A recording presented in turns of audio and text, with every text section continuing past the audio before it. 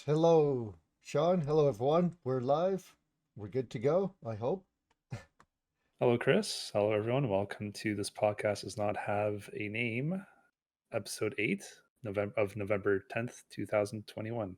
How's it Yep, going, Chris? it's all right, other than not knowing what day it is. I wouldn't have known if you didn't tell me. I hate working nights.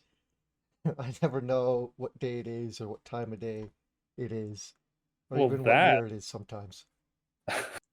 I, I don't blame you for that last one, but that and we had the daylight savings. At least I was going to ask you about that. At least we did over here. I'm not sure if you guys did where you're living. We did. I was working that night. Okay. So, So how it, did that work? well, time goes on, and after I'm done 10.5 hours, I leave. But like, did you have to like leave like at a later hour than you would normally would because it skipped an hour? You mean Like, how earlier did that hour? work? So, Yes. Well, you know what I instead meant. of leaving at 7:30, I left at 6:30. And if my Okay. boss tried to tell me otherwise, I'd tell him he's dumb and I'd leave. Because I'm not staying 11.5 hours, and I don't think the company wants to pay me an extra hour to have nothing done when all my work's done. So, and there is like nothing else to do. That's fair. So they would Well, rather send me home early than to have me stay there, do nothing. Really. so what's new with you, Chris? What's new with me? What have I been up to? Oh, I beat finally get all the endings in. What the hell was that game called I was playing on my week off? Fatal Frame? Fatal Frame 5, Middle of Blackwater. Those, I think there's something wrong with how to get those endings. That you were on stream with me when I was trying to get one of the endings for, I guess was the guy. He's got like four different endings, and one of them just won't activate. You're supposed to go into the room after selecting, like, I guess it's the tuft of white hair, and then you're supposed to do nothing and allow the ghost to drag you into the death box. And I tried it like 12 times and looked at YouTube videos and looked on the internet of how to activate it. And everything was just them doing nothing and it activating. But I kept getting game over. And then one time it worked. I don't know what the hell I did differently. It didn't say I had to wait for a specific attack. I didn't attack the ghost, so I didn't aggro it into a fight. I don't know what the hell I did differently, but I got all the endings. I also had issues with the last fight. It seems that randomly, at least for me, it was deciding on when I can activate the cutscenes in the last fight. 'Cause there's two different endings depending on when you activate your ghost kind of uh, imagery. What's it called? Fatal, not fatal frame. It's The ghost touch. yeah, you basically touch the ghost and you get to see their memories. And you do that for the final boss, depending on if you try to do it in the underwater scene or above water. And it just wouldn't activate. I had to do that scene, that fight, like numerous times until it finally decided, oh, you can now activate the ability now. Don't know why it was being so frustrating. But yeah, did that. I'm about 10 episodes away from finishing Power, or I guess it would be Super Sentai Time Rangers. It's the best series I've seen so far. That's an awful lot coming from you, honestly. I think my favorite app before this was the Space Rangers or Power Rangers in Space. Not the American one, but Japanese, of course. Hmm. But I think this one just has a lot more, and it's not because of the five main Rangers that come from the future, although that timeline or that story does obviously have part of it to do. It's mostly got to do with the ranger suit that appears from the 30th century in our timeline through a portal that they call Time Fire, and that whole character and his arc and what the 20th century is trying to do with that, and everything else. I think it's my favorite series. They're looking to try to prevent a mass extinction of the human race, like about 30, I think they're estimated about 30 or less than 30% of the human race will survive this thing, if not worse, because time has been fucked up again. Like basically a rift in time and space is going to open up and just devour 60 to 70% of the human race and everything. So they've got some shit they got to deal with. And the Rangers from the future have been told by their boss, you have to flee if you want to save the 30th century. And they're like, well, if we do that, we're abandoning the 20th century, and we can't do that. So they don't have any Zords now. Their Zords are stuck in the 30th century. They can't. Their boss will not send them back because they need them in the 30th. So there's Time Fire with his Dinozord, and that's the only like real support saving the future, the past. So it's building up to something. I don't know exactly what yet, but it's really really good. God, God damn it, Feature Trunk, stop fucking up the timelines.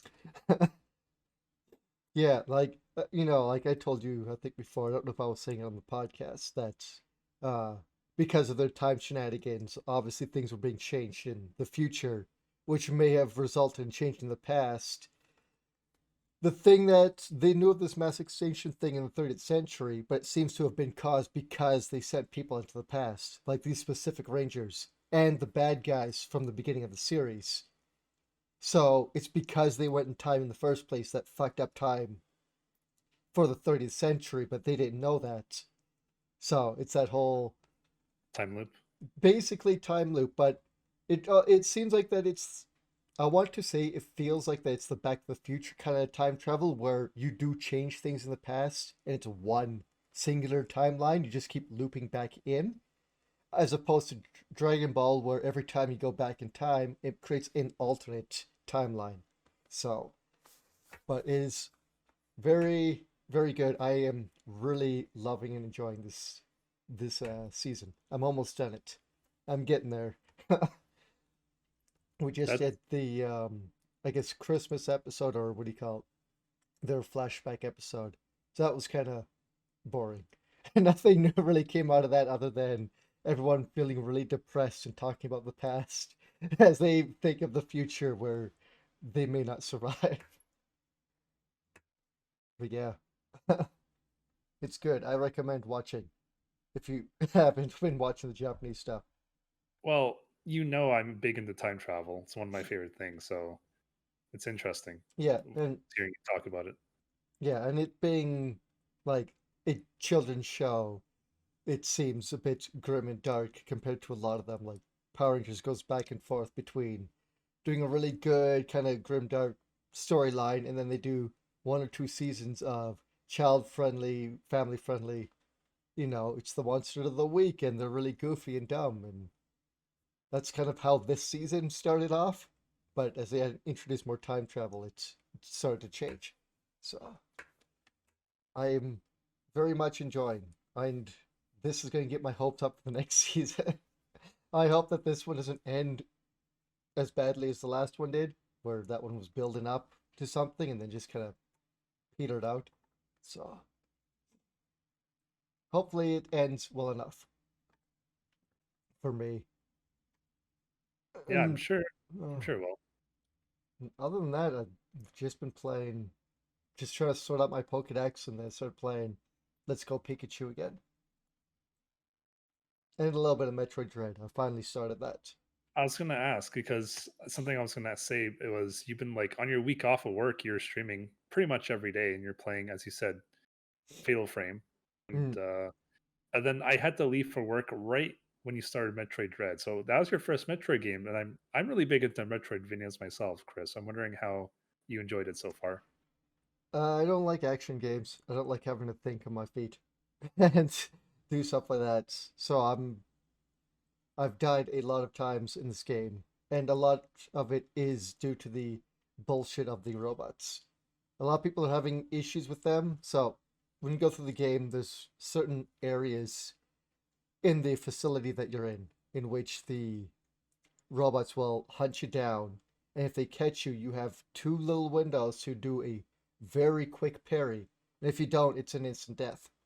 Hmm. and then you have to restart again. And I think that's bad. Like you don't have much other than, if you could jump over them, or you might be able to get through them, but you don't have much in terms of defense other than trying to get that parry down if you can't outrun them, right?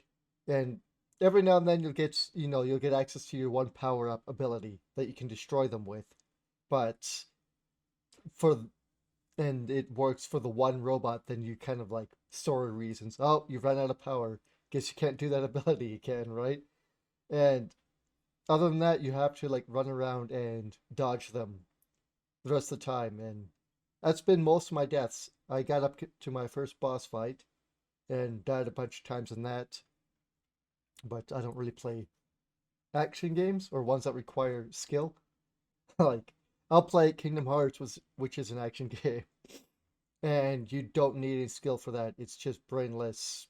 Mash the X button. You don't need to think about it. It's bloody Kingdom Hearts. It's baby's first action RPG, really. So actually playing a game with that requires skill is something I'm not used to. But I'm enjoying it so far.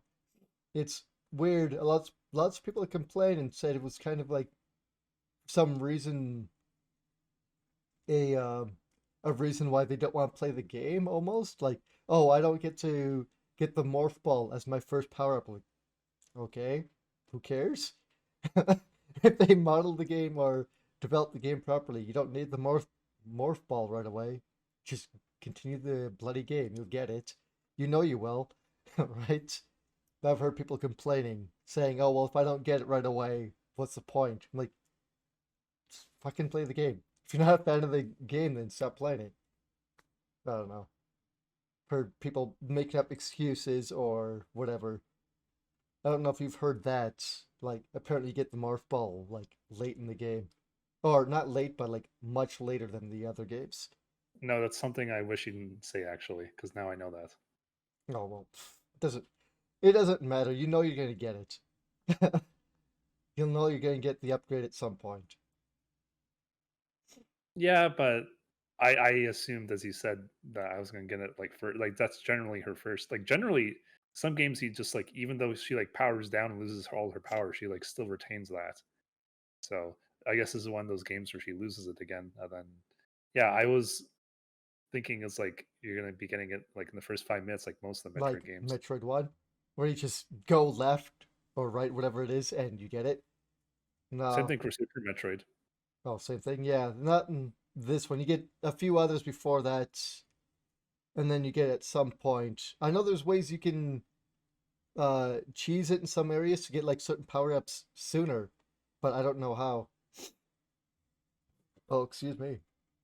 Yeah, I don't know how, because apparently in some boss fights people have figured out or seen that you can have upgrades or can cheese certain boss fights if you have certain upgrades that you may not be able to get. Like they found like breakable walls or uh, floors or something like that require certain upgrades. So I'm not gonna say which ones or what, but there's the way they develop the game seems to be very speedrunner in mind. Like they put in lots of shortcuts and things like that if you could figure out how to get to those other upgrades and abilities quicker. I was just laughing because of camouflage cat. That's the Yeah, only I've reason. seen you had a gremlin around your neck. Yes, Um, yes. but yeah, I've seen the speedruns for that game are getting close to like almost under an hour. Like Grand Pooh Bear, I think his is like an hour, definitely under, I think, an hour 20. He's been speedrunning that game. So it's Yeah, getting really short how to speedrun it. I haven't been able to watch his streams lately because he's been playing it a lot. So, I think the main Metroid speedrunner Oats and Goats, he's like trying, yeah, like he's actually streaming like right now. So he's trying for 111 attempts apparently, which is like I remember him streaming like a couple of weeks ago, going for like 130. Now we're down to like 111. So yeah, that's not a long speed run, like just about an over an hour. I'm sure it'll be optimized even further. I can't So wait for GDQ when they do their speed run of that and yeah, see how fast they can get through it. they might have a race, honestly.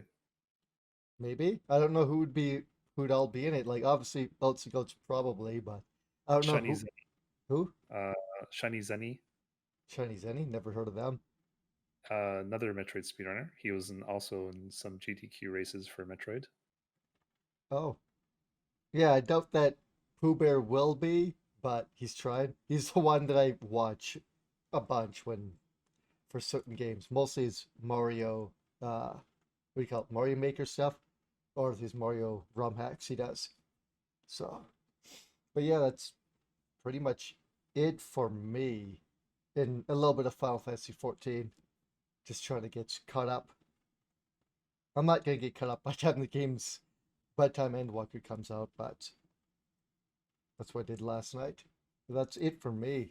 What have you been up to? Um, well, ever since the last podcast, honestly, or I don't know, like work has been really good, but it's also been really exhausting to the point of I just been falling asleep like right when I get home, pretty much like a few couple hours later, and it sucks because like I can't I wasn't able to really stream since like the last time we did this last week. Like I'd stream like a little bit on Friday, that was it. Yeah, like it's work is itself is fine. It's just I'm trying to have good sleep hygiene, but like last night for example, I was like, okay, I'm tired, let me take a nap. 4 hours later, like I went to sleep at like 8 o'clock, woke up at like midnight. I'm like, well, I can't go back to sleep now. I have to like wake up in like 6.5 hours. So like I stayed up for like 3.5, tried to lay down for another 3. I never managed to go back asleep, but at least my eyes are closed. So I tried, right? So that's what I mean. It's like it's so hard to fix it, but it's a little annoying. Mm, But tonight has been really good actually because I didn't go to sleep and I don't feel tired right now. So well, that's that's promising. good. I mean, I understand how you feel. You get home and either you're wide awake or you're about to pass out. And for me, I need to be tired when I get home so that I can go to bed right away. The Hmm. opposite for me happens when I wake up. I might be dead tired and falling asleep before work. So I have to like fight to stay awake. Yeah. So aside from that, I just been playing some Game Pass games. Some games are about to leave the service on the halfway point of the month, which I played a game called River City Girls, which is a spin-off of River City Ransom way back in the day. That's a Uh, really good fucking game, Chris. I think you'd appreciate it. I love the art style. And the main girl, the black haired girl, what's her name? Kyoko, Kyoko. I She's think, I think it's her. She's my or is it favorite. Mitako? I think No, I Motoko, I think.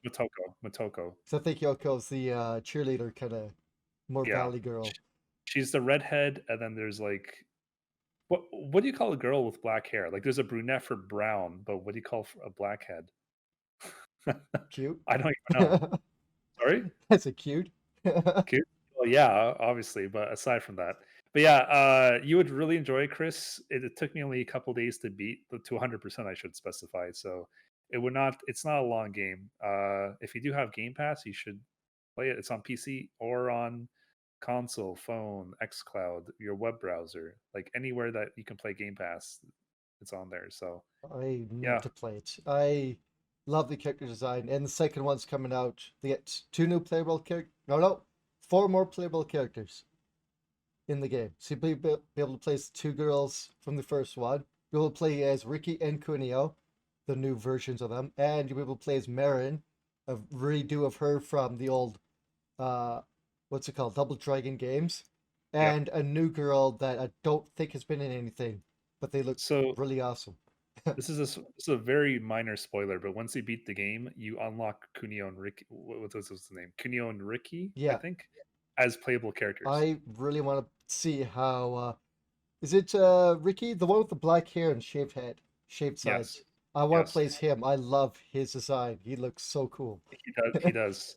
Kunio, apparently, the whole River City Ransom. There was so many spin-off games. There's Hmm. like a whole Kunio wiki. I had no idea until I looked into this.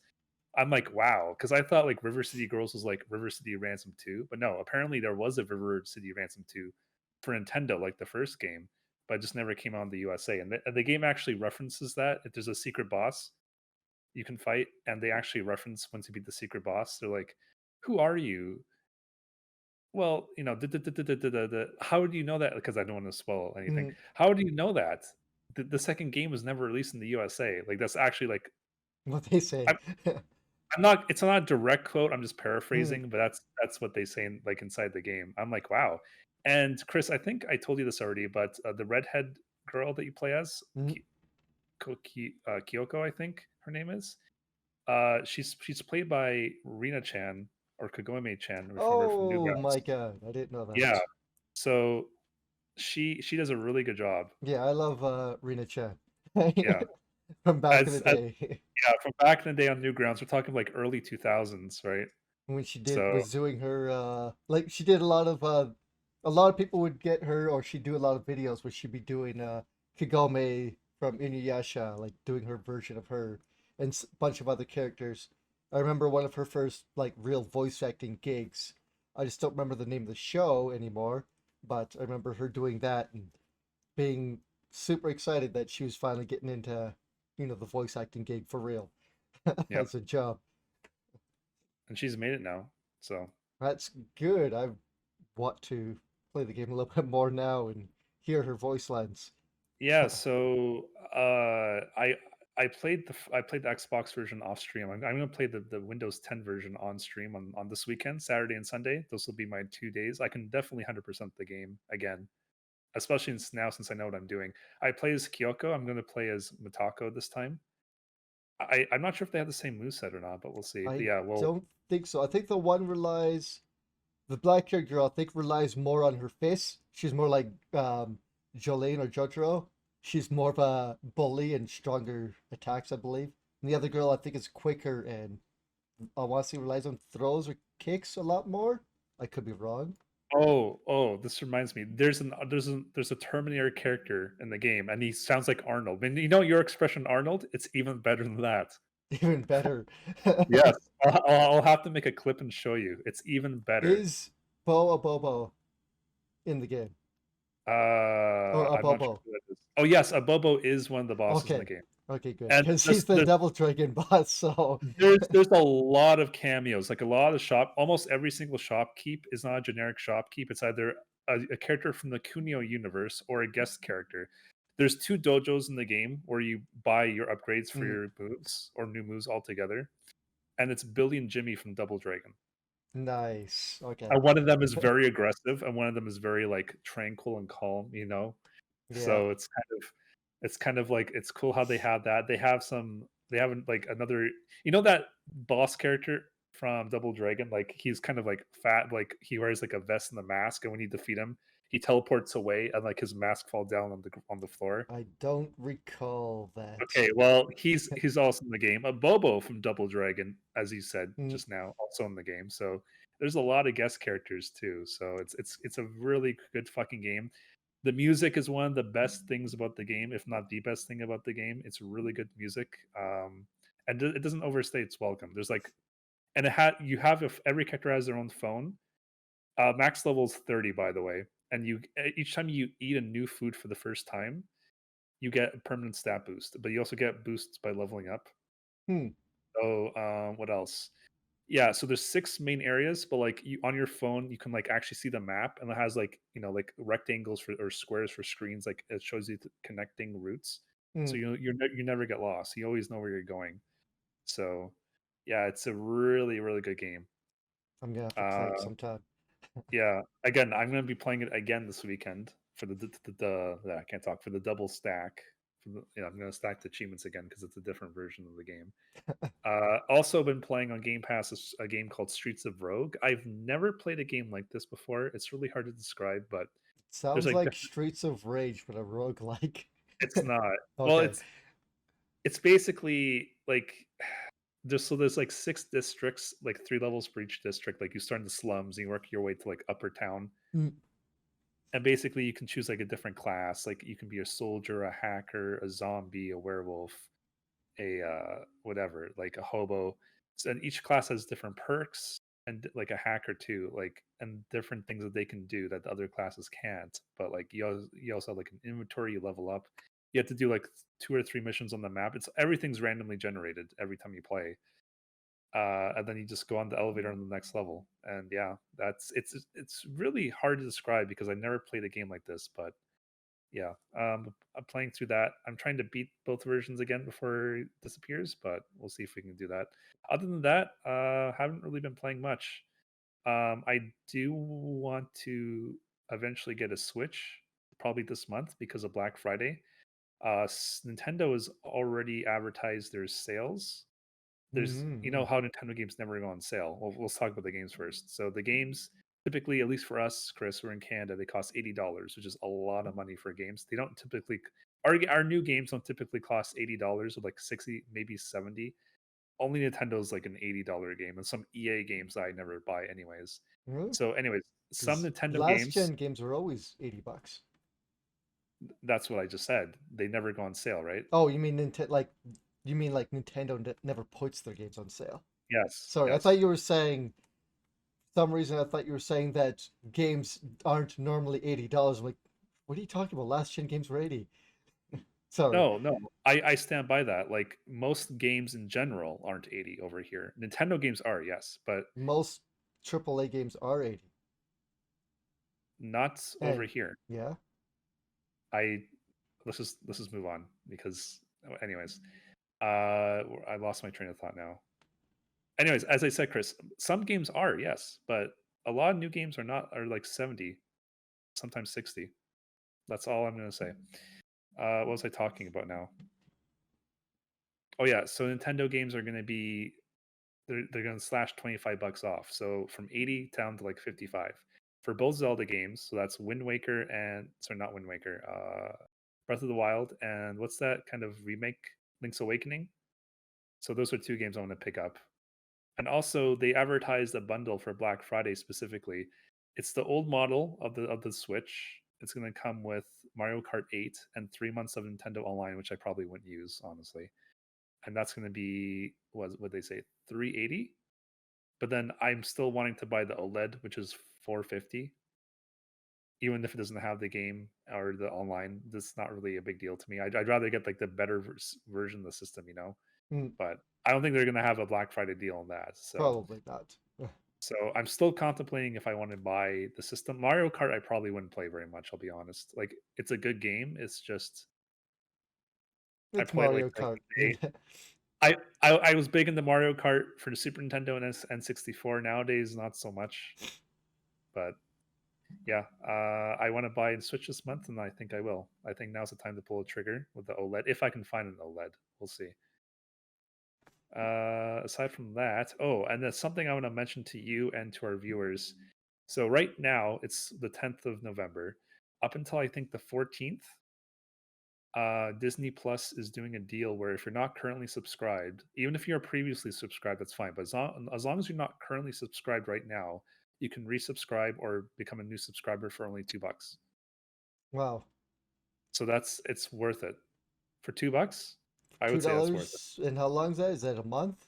It's only a month. Okay, yeah. But it's still like their Black Friday deal, Yeah, essentially. that's not too bad. And if you have Nintendo Switch Online, you could try a demo. I don't know how long the demo is or if it's just the game's unlocked, but if it's either up now or it'll be coming up soon for about a week. You could play the remake or remaster, whatever you want to call it, of The World Ends With You. Square Enix kind of punky action RPG. It looks really cool. They've got the second one also out on Switch. So if you want to actually try them out and see if you could, if it's a game you like, you've I've got seen just a my short amount of time to play. I see my friends stream it. I don't think it's really up my alley. And not that it's a bad game. It's just there are other games I'd rather play. I'm Honestly, gonna I'm gonna try it and see. I heard the first version of the game when it came out, whatever I think it was on 3DS or something. I don't remember what console it was on. Um, relied a lot on I think it was touchscreen, and lots of people didn't like it. So I want to know if this version has that or how good the Switch version is. So I'll have to try that out. Whoops, keep hitting my keyboard. aside from that, nothing really else. Honestly, I think that's all I've been really up to. Oh, I played some Diablo 2 Resurrected on the console. I bought the console version too. What's good about this version is that your characters and your PC come with you, so you can ping pong back and forth.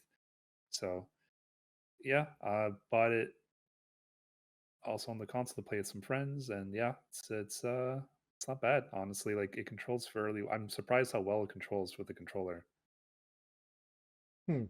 because Yeah, PC keyboard. So I assume that it's similar controls ish wise to maybe D3, but I don't know. um, Because that was made with well, not console, that with controller in mind. So, um, similar enough. It's not one for one, but it's fairly similar. It's fairly different too, I would say, because in Diablo 2 you have to, like it's all about quaffing potions in Diablo 2. Diablo, when you have like one potion, it's on like a cooldown, so you only and need like one. you have access to all your the skills you unlock in D2, whereas D3 you had was it 4 abilities or something like that you keep on Six. your bar? 6? Yeah, whatever it was. We would Diablo have that, 2 so it's a little ha- different. Diablo 2 has a restriction too. Technically on PC there's no restriction to the amount of skills you have, but on Diablo 2 they made it so you have another 6 skills, and then you hold one of the shoulder buttons down and you get another 6. So technically you Okay. can only have 12. Which is, to be fair, is probably more than enough for almost every class in the game, because remember, every class has like 30 skills maximum, and Mm, we're not talking about, well, actually we are talking about passives. Well, you have 3 skill trees. Each skill tree has 10 skills. Some of them are passives. But yeah, yeah, and you're usually really, will only go into one skill tree and maybe a little bit into some others, right? You'll uh, if you're playing certain classes, you'll want to like railroad certain trees instead. most classes will do 2 skill trees for almost everything. Yeah. Also feel like very specific in your build. But yeah, most will delve into 2, sometimes 3. It's not uncommon. Like for example, a shapeshifted werewolf or an elemental druid, same class, they still want to, put a few points in the summoning, so they get their grizzly bear or their wolves or their spirits or their vines to assist them. Mm, At least the grizzly bear, so they can tank a little bit for free, essentially, just for some mana. Valkyrie has like a whole passive tree. It's like all passives.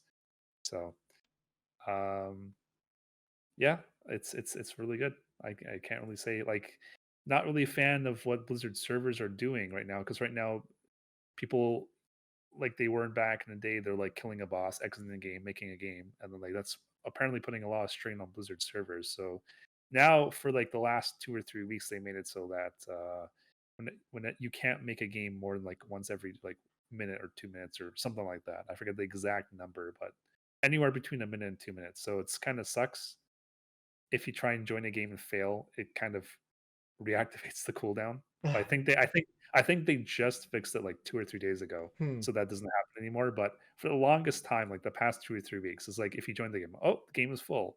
Okay. Oh, now I can't join another game. Great. And the worst thing is Blizzard doesn't even tell you why. It's just like, check your internet connection is established. I'm like, fuck you. I know I'm connected online. So yeah, it was a little frustrating, but um yeah, I hope to get back. Like, I'm surprisingly today, even though I had a really crappy sleep yesterday, I'm feeling well. So hopefully I can get back into the swing of things this weekend.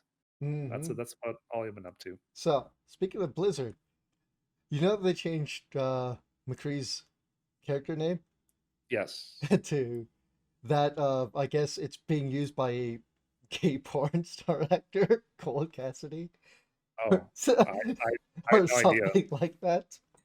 Huh. Yeah, apparently. I'm like, oh well, they didn't Google the name before they changed his name. Oh well. But don't No, and then but don't worry, because they changed the character's name, Blizzard's okay, everyone. You go back to playing other games. Don't worry about it. Everything's fixed in Blizzard now. You know the joke that every time something happens at Blizzard Activision, they'll do something to Overwatch and go, okay, guys, it's fixed. Overwatch is fixed. You guys can go back. that or Diablo, or sorry, not Diablo, What World of was? Warcraft, Yeah. because them changing the paintings that have been in the game since vanilla launch of like Or some women in like lingerie, like literally paintings and like I thought that was houses battle or armor dungeons. that Blizzard made up. Did you see that thing at the BlizzCon or whatever it was? Some No. female reporter, I don't know who it was, so sorry. She asks some of the guys, the devs, you know, why does all the female armor look Oh, like, her. yeah, it comes from a Victoria's Secret catalog, and that slimy piece of shit, I don't remember his name, says, oh, what catalog would you like us to take inspiration from? It's like, This is and then they laughed her off stage. It's like, the fuck's wrong with you people? this was like 15 years ago. I thought you were talking about something like more Oh recent. no, not recent. Just that guy who made that comment then left to go work at Riot. Not yeah, Riot Games. Who then got shit on for a lot of his sexist comments there too. Yeah. Also on the stage Anyway, was what's his name? J. Allen Brack.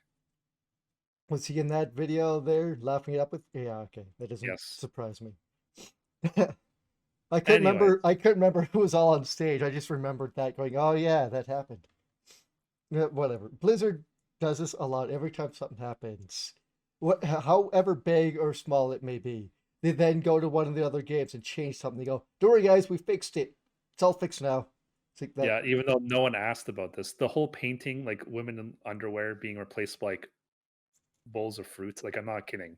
That's I what mean, actually happened. it's bet Even it's better it was changed before someone looked at it because they saw that as the problem, but that wasn't the problem at the time. But they don't fix the problem that people are complaining about. Then change something else and go, it's fixed, everyone. It's like, no, I don't think you understand what what's actually going on. I do want to actually ask about something. It is part of our news, unless if you're done with your week. um yeah. Um, I heard about this on a different podcast. I think I dropped it into the Discord. It's about you might actually know what this is about because you used to play WoW back in the day. What what does it mean to sell runs?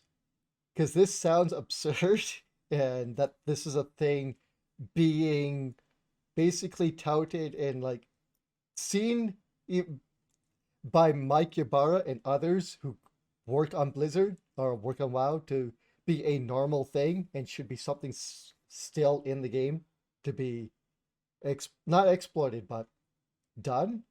Do you know what running? Ugh. Yes. Could you Yes. please explain it to me? So this is something I used to do, but to be fair, I didn't do it when there was a ranking system. Right, but So basically, and this is legal in terms of like the TOS or whatever. Basically so basically you advertise that you want to sell a run like of the hardest difficulty of the current tier dungeon, and people will whisper you have a set amount of gold or whatever, and you do something called carry runs. So like the person you bring like one or two people with you because you don't want to do any more than that. Well, at least you didn't back in the day. Again, things may have changed. mm, I'm not really up to date with this, but you bring a couple of people with you, and then you just basically feed them all the gear, and they don't really have to do much during boss fights. Sometimes you just tell them to purposely die so they don't have to do mechanics. Like for example, if there's a mechanic that turned you into a bomb, and if you didn't do the correct thing, it would blow up the entire raid. You don't want that person to randomly get it and waste time. So you just tell them to die right off the bat. That some bosses have mechanics like that. If they don't have any mechanics that they're not going to kill anyone but themselves, you just tell them to help DPS if they want. They don't need to. They're paying you. So basically, they pay you gold in-game currency, and they get items. What's new with this, if I understand correctly, is that maybe not so much for like the 20-man raids, but I think more for the 5-man dungeons where it's like everything's ranked, like how quick can you go, mm, how and like how's the highest keystone you can attain with the best time. I'm not sure if like it's the same thing or not in terms of like they're still getting loot maybe, but now they're doing it for like rankings when they don't deserve it, and that brings some prestigious things, some titles, some gear, some like permanent things that are like you can't get any other way per mm, season. So we're talking about like titles or achievements or something like that. Some mounts maybe that have like a recolored skin, but like you can't get that colored skin unless if you or like top 1% sort of thing. So that's what they're doing pretty much. And this is all it's always been within the TOS of Blizzard. As long as it's not like real life money, like you can't say, okay, just PayPal me like $50. It has to be like in-game gold for in-game items. That's basically a trade. So that's fine as far as Blizzard's concerned. I know I don't think you can do that for Final Fantasy 14, but for WoW, always have been fine with that. And the thing with WoW is like you can report them if they don't pay. If there's a whisper that like, okay, you have an agreement and they don't pay, or like one party steals the money of the other or doesn't provide a service, you can get banned for that. So at least there's that safety net that no one's gonna get fucked over without getting some repercussions. Hmm. So yeah, that's basically they're just selling loot essentially, But loot achievement mounts. why are they doing this? Like, what other than getting in-game? We'll assume it's all in-game. I'm sure that there's probably some way that some people pay with real money, whatever, right? We'll just assume it's all in-game. What's the point of these? Is it companies or is it raid companies? Why are they doing this? Why are they bothering to even help people do this if this person's not gonna really do much? Like these people are going up saying, "I'll give you what 300,000 gold, and you can run me through this dungeon." Like obviously going through the game normally, you should be able to get through without much trouble, like Final Fantasy 14, right? So what's the point of selling a run? What's the point of getting this money? Am I miss? Because they're doing the hardest difficulty. This is not something you can just like bang your head like keyboard, like rolling your head on the keyboard and just auto win. Um, it's the hardest difficulty, and it takes a lot of skill, practice, and gear to kind of get to that point. So again, why do people like me want to do it? Well, rating is expensive in terms of in-game gold. So anything you can do, like for example, your example of 300,000 gold. Okay, Hmm. divide by let's say 20 people is like how much gold a person? I don't know. So that would be like what 15,000 gold a person. I could be wrong about that. I just did some quick math in my head. That was probably incorrect, but yeah, Hmm. 15,000 gold. When you're a raider, repairs cost a lot. You have to bring flasks that persist through death that last for 2 hours. That costs a lot to make. You have to buy some like battle potions, like short-term buffs you can use like every like 5 minutes on it, like for the last 30 seconds during like burn phases. All these things cost money. So if you can do like a couple hours of this, that's a lot of money for an easy thing if you're already doing it. Even even if you had, we'll say, a bunch of crafters in the guild that were able to do this, it's still you're saying that the amount of money it costs to get all the materials or just to buy it off the market is so expensive. They're almost seeing that this is a necessity just to earn money to feed the raiders, like the people who want to do the raiding at the highest tier they can. Like this is seen as almost a necessity. I would not say it's a necessity. It's not because basically you're just making a profit doing this. You're covering your costs and you're making a profit. It's like there are players in the game who have no interest in like raiding. They just like Mm, farming and like selling on me. the market board and like making money off of these raiding guilds. Like, hey, I need 200 of these herbs that you farmed. I'm like, well, I don't need the herbs. I don't farm or I don't raid. So here you go. There players like that exist, and that's how they make their money. They Mm, basically are, but like imagining having to do that, like farm yourself or get the money to buy off auction house, that would take a long time either way. But you can do this thing for like 1 or 2 hours and get a fuck ton of money and not have to worry about that like for the next month. okay. Do you? So Oh, sorry. Go on. it's just basically a big time saver. Is it a necessity? Definitely not. 100% it's You not a don't think? necessity, but it's a good time saver. And here's the thing with WoW, and this aspect did not exist back when I played Okay. because the WoW token was not a thing when I was selling runs. Wow, But now that they have token. the WoW token, so WoW token has been around for a long time. But basically, again, I don't remember how much money it is. It kind of fluctuates with the market. That's by design. They purposely made it that way. Hmm. But basically, what you can do with a WoW token, you can buy and sell them inside the game, or you can buy them off the website or something. But basically, a WoW token allows you to convert X amount of dollars into gold off the market. So I buy a WoW token in real life. I pay, let's say, $20. I can sell this token on the auction house and make, like, let's say 200,000 gold, or sorry, 200, yeah, 200,000 gold. And then the person who bought it can redeem it for 30 months of game time.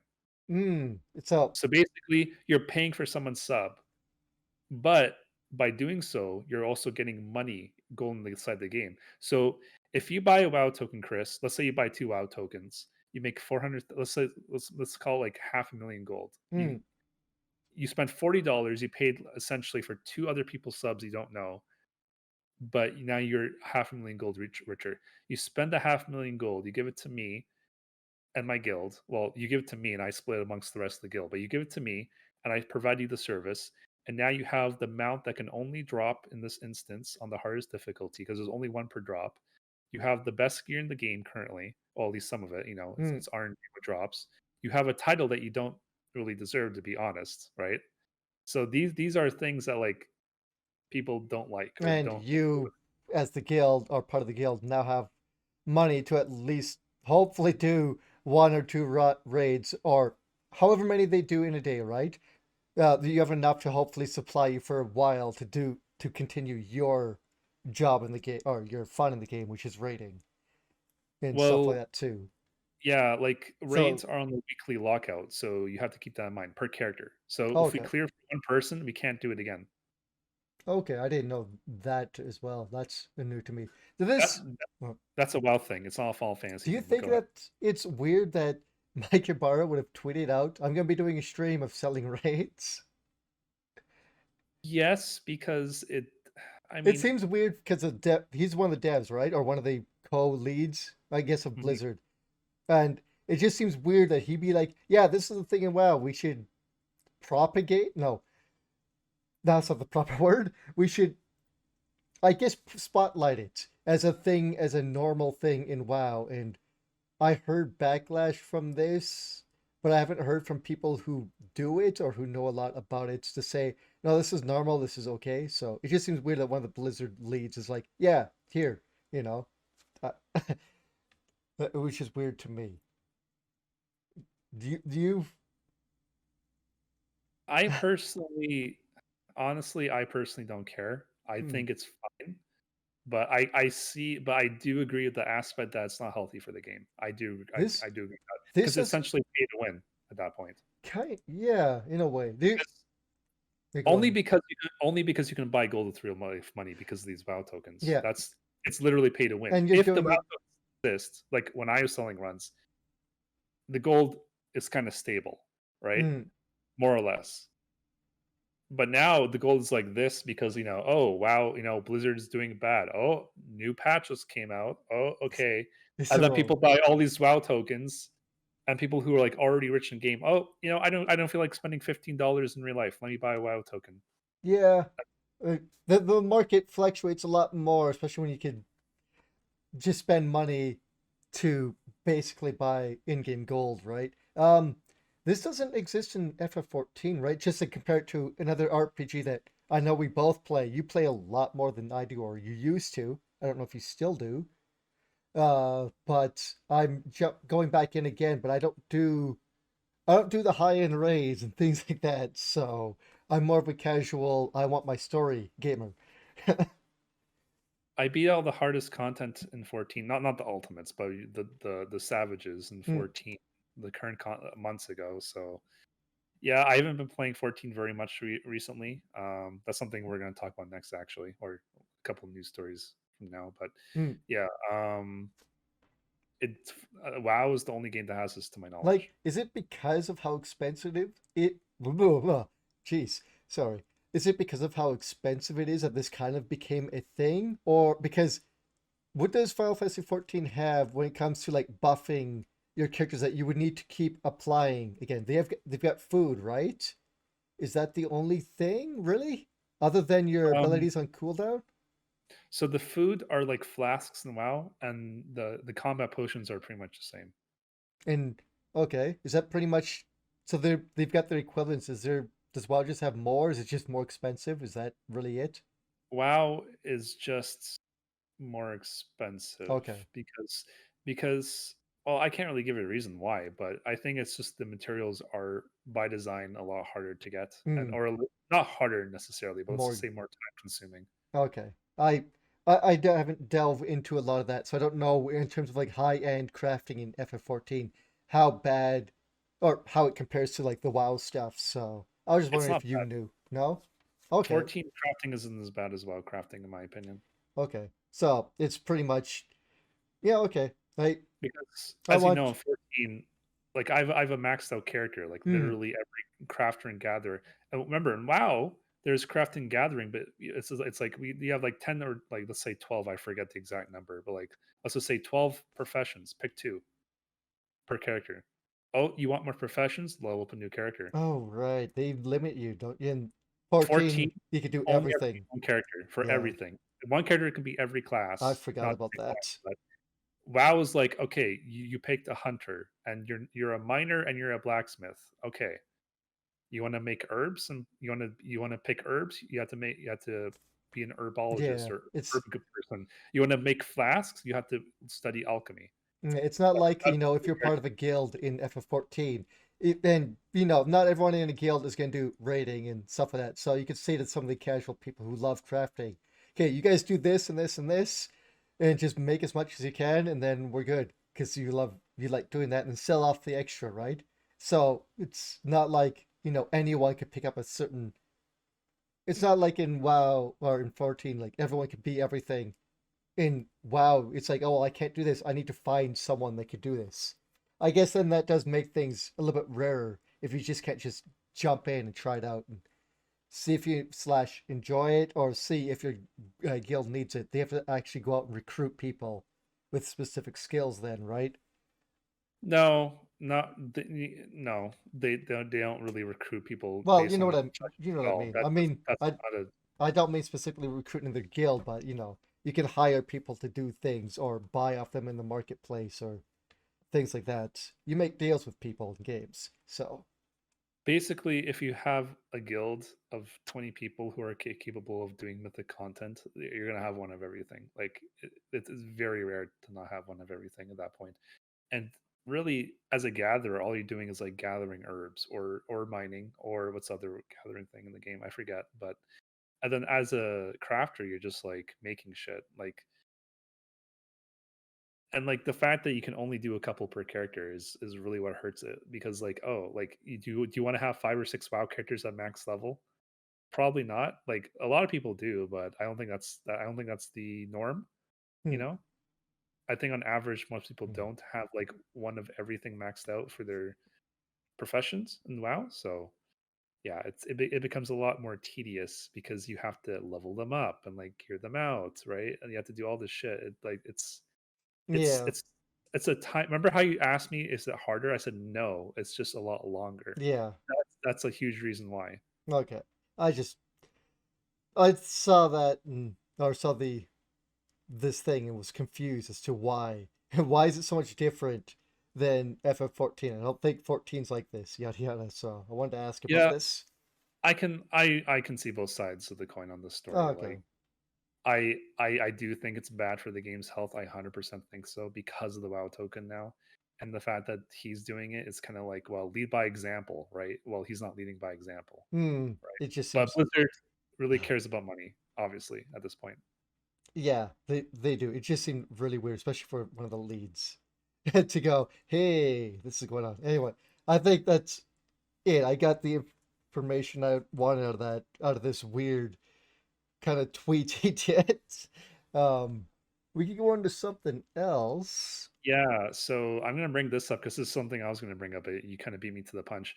So they had the live letter in Fall Fantasy 14. I think it was like this last weekend. I don't remember specifically when, but basically the launch of the expansion coming up, Endwalker, was supposed to be this month in November, but they had to push it back by a couple of weeks. And Yoshi P, the producer of the game, he was like pretty much crying on stream because he felt so disappointed because he took full responsibility for this Hmm. basically for QA purposes because they wanted to squeeze as much time as they could. And yeah, everyone felt bad, and like everyone felt bad that they took time off, and now it's like wasted pretty much. But Yeah, it is what it is. It's not really much of a story. It's just it got pushed back by a couple of weeks. But we have to remember Yoshi P. Back when Final Fantasy 14 first launched and the game was a bomb, Square was in a very bad spot, and Yoshi P kind of brought the company back single handedly, pretty much. Like, He damn near killed himself trying to fix 14.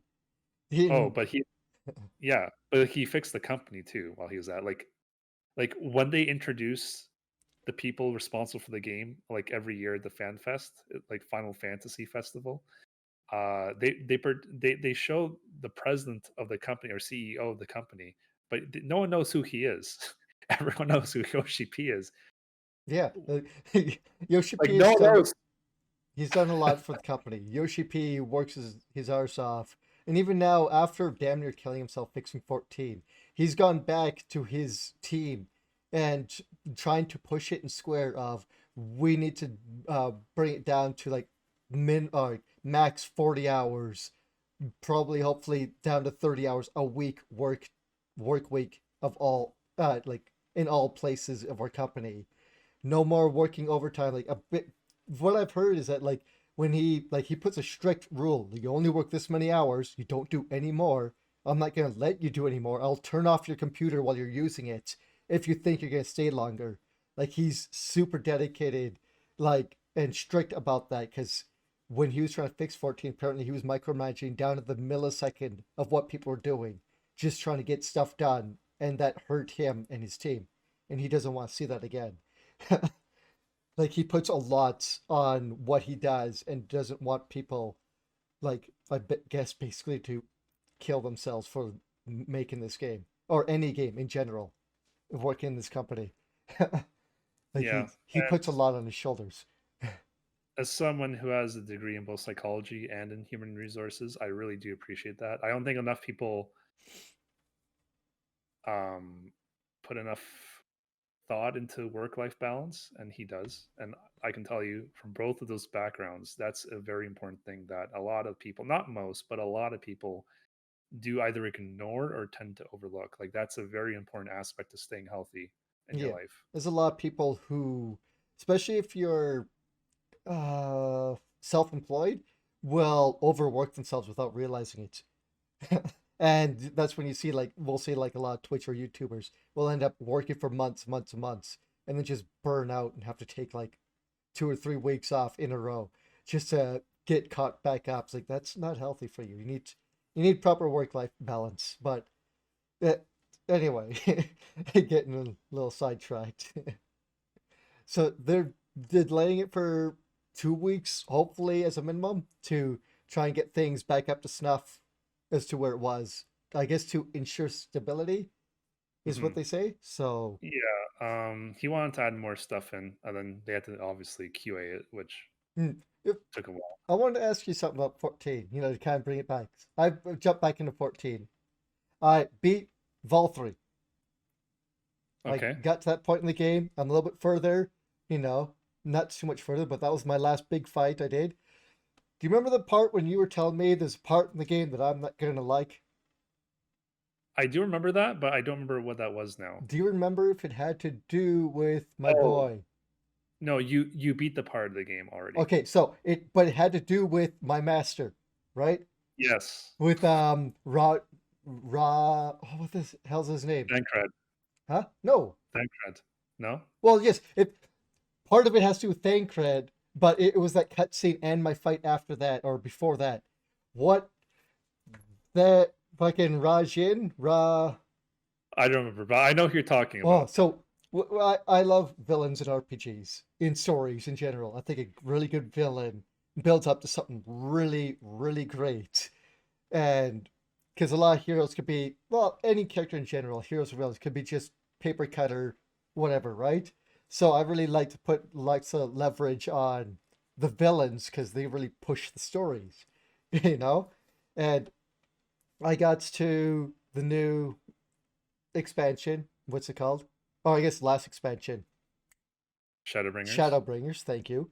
And finally met a villain who is a monk who I main. I love monks. And seeing him as my RP this might be part of the reason why I hate this. The RP that I was going to learn abilities through him, through fighting him, because he was such a strong monk. And I idealized through him, seeing his moves while fighting him, a lot of the cool techniques I wanted to learn. And seeing in the cutscene with his fight against Thancred and during my fight with him that he summons a dragon, I'm like, this is gonna be a really cool move. And that fucking coward, that piece of shit, turns into a scythe, becomes a reaper, and ruins my upcoming fight with him of going fist to fist, man to man against him, and learning some really awesome abilities, and just having the best monk fight in the game, and fucking cowards out and turns into a reaper just to spite me. I know it was, no, in RP, I was looking so forward to having my last fight against my master, and he changes, like, he's a dual class, right? We could basically say, like, if this was D&D. I really like the fight, but I hate the fact that he changed class. Wait, who are you calling a coward? Him? Yes, because he knew I wanted to fight him as a monk. I told him, I will fight you again. We will have this fight again. He knows this. Say so, Chris, if you say so. And that Of course coward bitched out because he knew he couldn't fight. He couldn't face the might of my mighty fist. So he had to change classes. That coward wimp. That's it. I like the fight in general, but the fact that I RP'd my master and that he just changed class and such. I will say you're very close to the end of the game. You're going to go to the final zone. I don't want to say that what it is. It feels like it is because obviously, it's building up to Valtteri. Oh, I like Valtteri's final form. I really like the angel form of him. That looked really good. I liked his story as to him basically being bred as this, I guess, merge between the two, like human and, what do you call it? Yes. He's basically being that. That was really awesome. I like that. This is my favorite expansion. I think it's the best one. It's the only expansion in this entire game that I felt the closest to my actual party. What do you call them? The fake returners. The fuck's their team called? That Thancred's part of. Yeah, I know what you're talking about. I don't even. Anyway, the party that you're with. This is sorry. Scions. Yes, the Scions. It's the first time I actually felt closest to them as a party. I still hate every single one of them, but it's the first time I actually felt them actually being a party because they're actually with you. They can actually join you in battles. They actually do fucking something. Whereas opposed to the other fights, it seemed like that they were constantly causing things to happen, and I had to fix it all the time. Have you been doing dungeons with them as trusts? Fuck I hope no. so. It's a good feature. I hate it's all a good of them. feature. It's a good whether or not you like the NPCs or not, it's kind of irrelevant to the actual mechanical feature of the game. Yeah. It's you do a dungeon with NPCs. I think that's fucking awesome. It's a really good thing that they finally put in the game. If I could play with other players, I will, because I still absolutely despise every single one of them. Anyway, I'm getting to the end of the game. It really feels like it's the best one so far. They've just been getting slowly better, and I guess we'll see what the hype will be when Endwalker comes out. So this is something I told you almost a couple years ago to the day. It's like I said, Chris, Endwalker is like one of the best Final Fantasy games I played. And I'm not even considering an MMO when I say that. Just from the single player story aspect. You mean Shadowbringer? Sorry, yes, Shadowbringers is the most amazing games I've played because of the story. And you're about to hit a major lore dump. Yeah, I can't wait. I saw I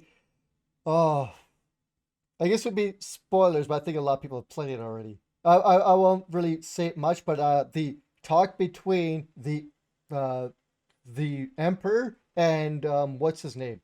Sorry. His son?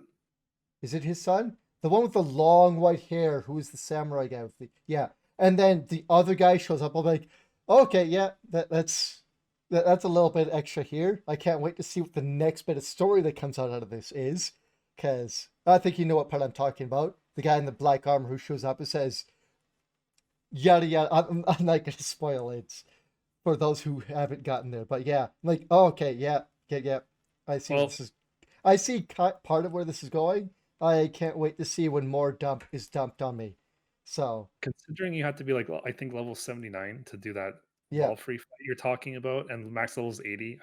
You don't need me to tell you you're yeah, basically at that I'm pretty stage. much there. I'm at level 80. I'm just got to get through the little bit more. I'm about to go under the water to go talk to the guy who's been walking us through the whole story, basically. So I'm getting there. I'm pretty much there before I hit, I believe it's the in between story stuff, like the, well, big air quotes on filler, but not really. The filler stuff for till we get to the expansion, I believe. But I'm almost Um, there for the end of the original Shadowbringer story, right? So, so how the patches work, and this is for all expansions, not just this one.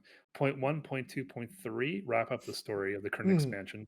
Point four, point five, and then point five five kind of like set up the next yeah, expansion. but So I'm not quite there yet. I'm almost on the original story, right? I will tell you, yes, Yeah, yeah. I will tell you patch point one, point two for Shadowbringers, not the greatest. Point three, holy fucking shit, one of the Okay. best. Right? I can't It's wait. So, it's it's worth the point three is worth point one and point two being a bit by meh. comparison shit. Yeah, By okay. comparison shit. It's completely worth it. Yeah, okay. Well, I can't wait to get there and see what happens. It's the best story so far. I can see why so many people when they beat it were like, yeah, this is the best like MMO story we've played. Like why so many people have jumped in. But yeah, I wanted to bring that up after we brought this up, like my disappointment in my RP of building up that fight and then Let me let me do the last few dungeons with you. okay. When I get the next one unlocked, I'll wait for you. Okay. When You have to think about it. Well, no, it's because when I play, it's the middle of the night, so we will see when we can actually get together and do it. So we'll try to work something out. But when I Okay. unlock the next one, I'll wait around for a bit, and then we'll see what we can do. Uh, So we'll go on to the next story because I assume there's nothing else to talk about with the delay of Endwalker. no. Let's see. Um, this some of this news is old because it was a little slow for news, but that's fine because it's still news. Yakuza creator, sorry, where, I thought his name was on here. Give me 1 second. Director and producer Daisuke Sato and Toshihiro Nagoshi are leaving Sega.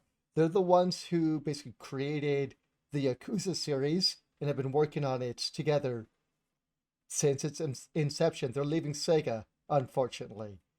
Now, you haven't played Yakuza. No. No, they're really, really good games. I do say that you should try one of them. I do believe that when they leave, or since they've left, that the series will still be in good hands. It's being handed down to another guy who's done the directing of the series. I think he did four, I believe I heard. We've also got the new guy, or one of the guys who did Yakuza 7 and the whole team that did that, which is like basically Dragon Quest in the Yakuza series. So it's a completely different direction. You've got your writers who are apparently who do like real novels who are still part of the team. So the writing for the main story should still be just as good. I think that it's going to be still in good hands. It just sucks that these two people will be leaving. Another thing, apparently, like I think it was a week or two after that, Toshihiro Nagoshi announced that he had joined up with NetEase. He's now going to be working with them. That might not have been in the report I sent you because that was another smaller one. I That happened another week after that. But yeah, those two gentlemen are leaving. I don't think that Daisuke Sato is joining him in the being acquired by NetEase. But yeah, they are both they have both left, unfortunately. But I think the series will still be in good hands. We'll see when the next game comes out. I don't think that, or hopefully, I don't think that Nagoshi would leave if he thought the series would be in bad hands, right?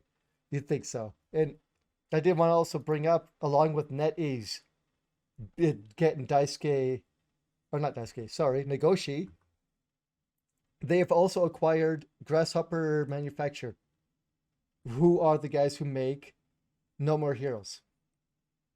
Okay. Huh. Yeah, I thought No More Heroes did well, or 3 did well enough, but maybe just that the contract was done with the last people that were with, which was, oh, I had it in my head here just a second ago. Crap, Gung Ho Online. But maybe the contract just ran up and they left, or they don't say exactly why, but yeah, they've signed a contract with NetEase, so they'll be working with them too. That's interesting. I don't like NetEase, or am I thinking? No, sorry, I'm thinking of something else actually. NetEase, I've heard the name. I'm just not. I'm thinking of. You're thinking of Tencent, maybe, right? I'm thinking of Tencent. Yeah, Yes, you because cut out there for a quick second. I don't know what's been going on. oh no, that's me. I kind of cut myself off because Oh, I needed okay. to think for a Sorry. second. But yeah, you But might be thinking NetEase has been around for a while. I think they do mobile games. I want to say yeah, they've done some MMOs. Like I don't know which ones, but I've heard them around for a while. I can't off the top of my head say what they have done, but it's interesting that they are getting a hold of these devs and people that people in the business have liked or have interesting ideas for this set that they make. So interesting to see. I wonder what they'll come up with in the future. Hopefully, this doesn't stifle their creativity. I don't think it will, but who knows? Yeah. Anyway, some I mean, yeah. There's no really way to know. I guess, as you said, we'll see. yeah. Um, what else has come up that we could talk about? Hmm. So, um, that yeah. I guess I'll bring up basically Vicarious Visions. Oh, yes. They they were like Blizzard already owned them, but they were still their own separate entity, like they were for all these years. And now Hmm. Blizzard said, "Fuck you guys, you're part of us now," which sucks because there's some really good games they made. Like they were made or founded back in 1991. They made games I played like Spider-Man 2 Intro Electro for like PlayStation 1. Is that the Tony one with Hawk's the really good swinging mechanics? I God, it's been so long. I don't remember, but I want to say yes. But yeah, they made Tony Hawk's Pro Skater 2, or am I thinking of something else? I I want to think that was say at least one of the Tony Hawk games. yeah. Tony Hawk Pro Skater 2, Jet Set Radio, Crash Nitro Kart, Batman Begins. Oh yeah, they made Crash Bandicoot Insane Trilogy. I played through that. That's a really good fucking remake. Yeah, They really yes, they did do that after being acquired by Activision. yeah. They remade Tony Hawk's Pro Skater 1 2 remastered. They did Diablo 2 resurrected well, not remastered, just resurrected. Hmm. Now Blizzard said, "Okay, that's enough. You guys Yeah, are part of this now," which apparently sucks. it was just during like they're like, oh yeah, it's the Halloween party. You guys get dressed up. We're going to do a quick meeting, and then they're like, you're being devoured by us. Well, Yeah, in a really bad way of me saying it, they basically were just told we're you're being folded into the company, and it seems that some of the people who work there, which understandably were like, we wish we were told sooner instead of it being told to us in a very quick meeting, very casually we're folding you in.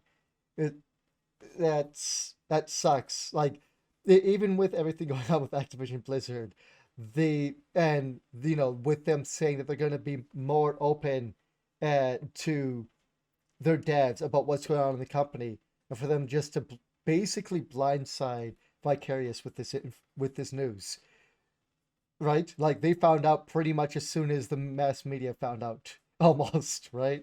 So like they're not exactly being open with the company. You'd think that because they obviously knew this was going to happen sooner, you should tell Mhm. people sooner so they could adjust and such, right? Uh, sorry, give me one sec. You could go on. Yeah, so whenever I hear news about EA or Blizzard or something acquiring another company, the tune that always comes to my mind is Unicron's theme from Transformers. And that used to be like Newgrounds intro theme on like Oh their wait, front page. that's Unicron's intro. The Yeah, Newgrounds. I didn't know yeah. that. You knew that was Newgrounds, but not Unicron? Of Come course, because on, Chris. I don't I was remember. I don't remember a lot of the classic Transformers, but I know Newgrounds because I went there all the time. I mean, I love How did you not know Transformers, Chris? Come on. Come be, on, man. be, Come on. I did watch it, but I don't remember Unicron's intro, his theme music. When I was a kid, I didn't pay attention to people's music, so like I would know the characters in that, but music wasn't. Even nowadays, I don't pay attention to music, and music's not a big thing for me. So when there's a certain music artist that recognize, it's like, well, they must mean something to me because I actually recognize it. So Right. sorry, it's just that for me, music is kind of meh for most things. But yeah, I didn't know Basically, that. all I'm trying to say is like Unicron consuming a smaller transformer in this case. So Blizzard is doing more of what EA is known for, Yes. Yes. just continuing the Unicronic arts. Pretty much. But yeah, But yeah, they have been folded into the company apparently. If I believe effective immediately or pretty much immediately. I don't see a date on here, but I want to say that is immediately.